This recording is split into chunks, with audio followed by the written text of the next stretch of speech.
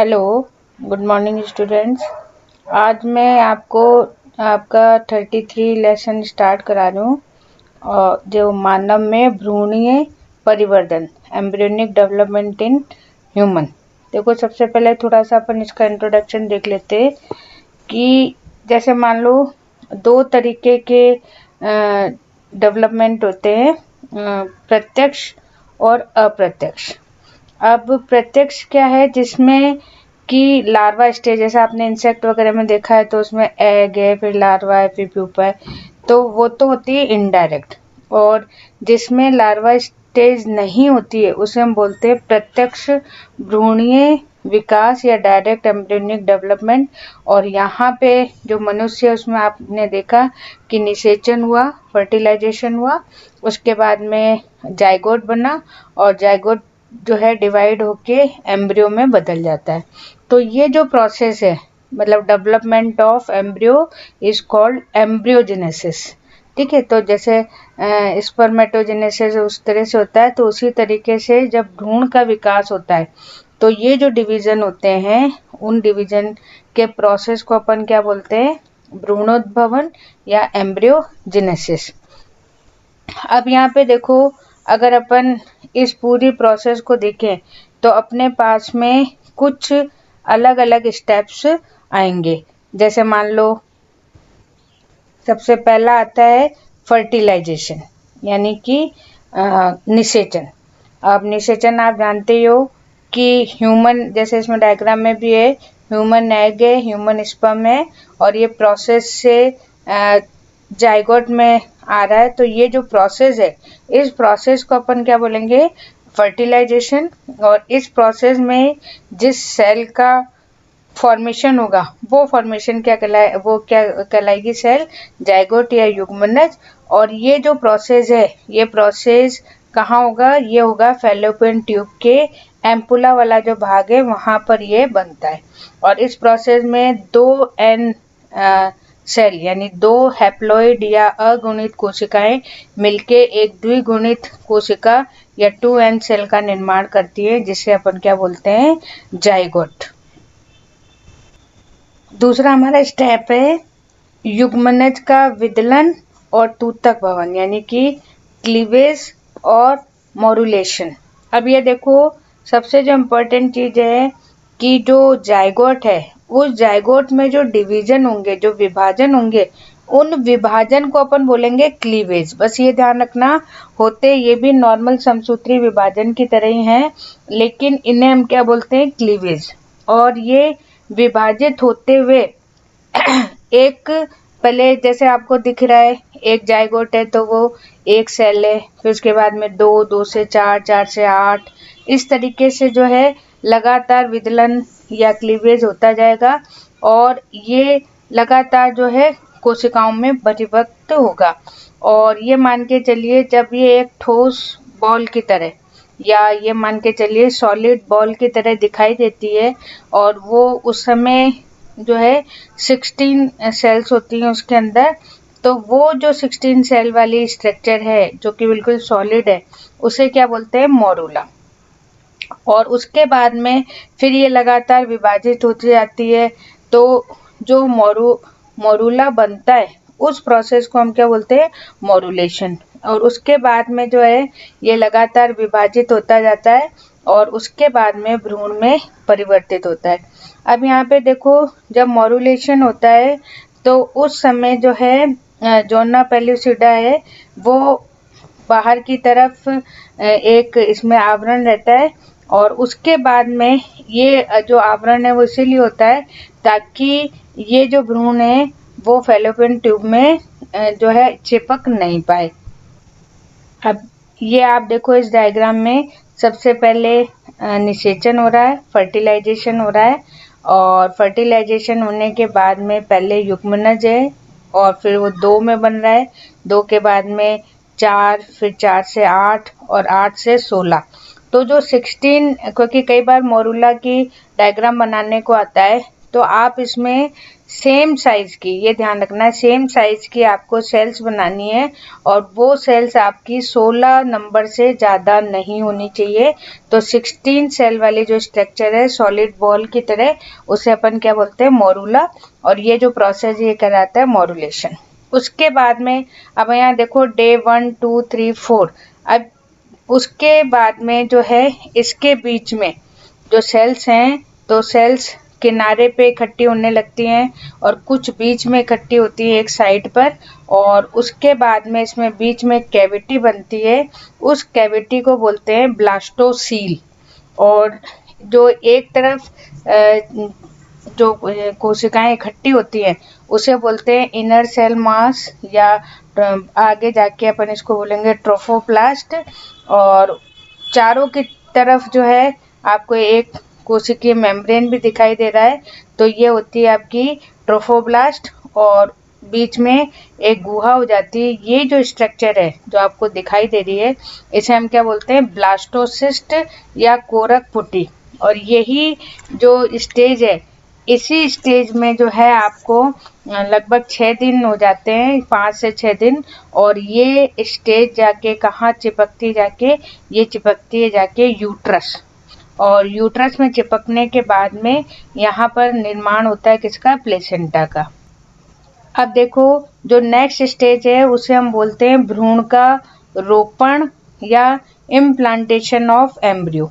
ये जो कोरक पुटी या ब्लास्टोसिस्ट है, ये जब यूट्रस में जाके, आपको दिखाई दे रहा है इसमें, यूट्रस में जाके चिपकती है, तो इस चिपकने की क्रिया को हम क्या बोलते हैं, रोपण या इम्प्लांटेशन। और ये लगभग, ये मान लीजिए कि 6 दिन के बाद में होती है, जब कोरक पुटी या ब्लास्टोसिस्ट बन जाती है।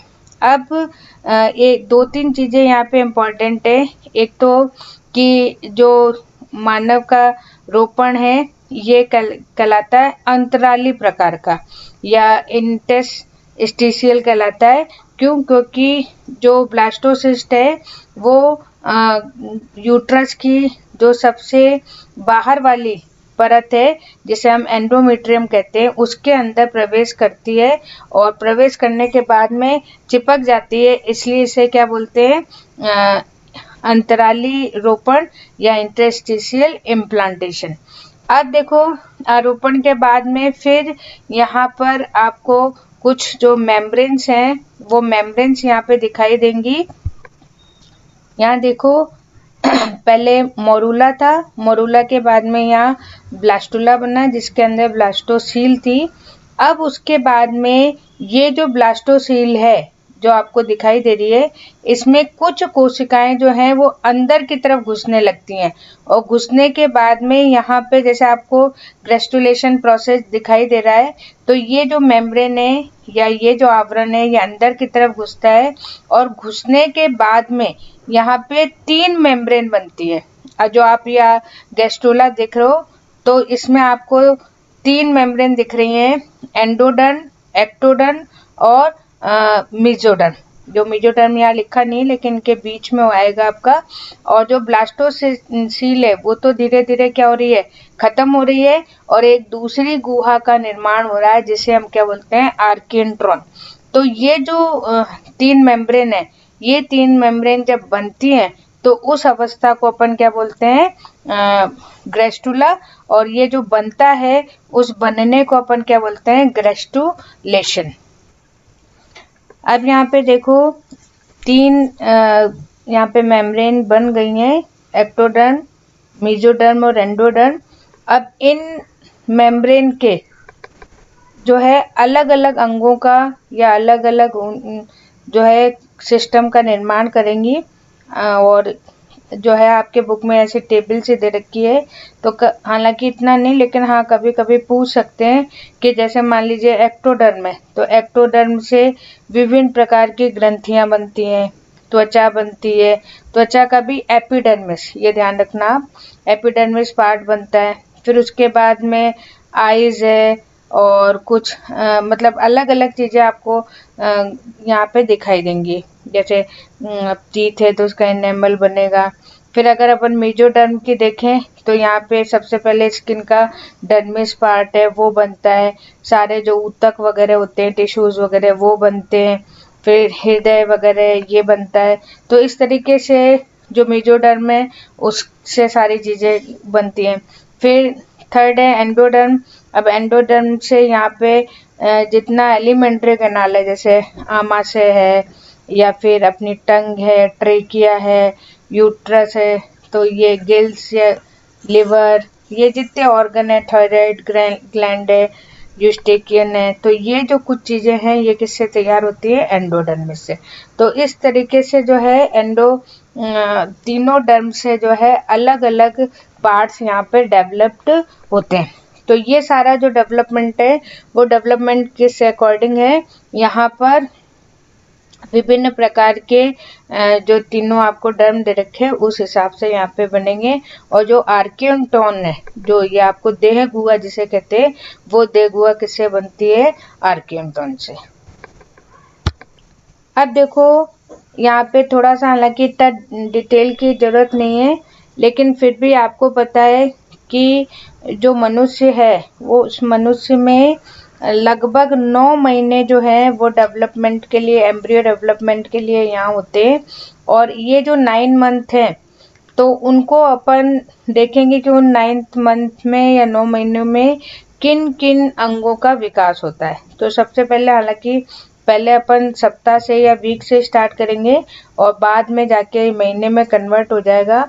और वैसे अगर हम देखें तो शारीरिक रूप से 6 महीने में जो है एम्ब्रियो डेवलप हो जाता है, लेकिन उसके बाद में 2-2.5 महीने तक इसका दूसरे डेवलपमेंट होते हैं। तो सबसे पहले अपन फर्स्ट वीक का लेते हैं। तो फर्स्ट वीक में जो है सबसे पहले फर्टिलाइजेशन होता है, निषेचन होता है, और उसके बाद में जो है मोरूला बनता है, डिवीजन होके तीसरे दिन के आसपास।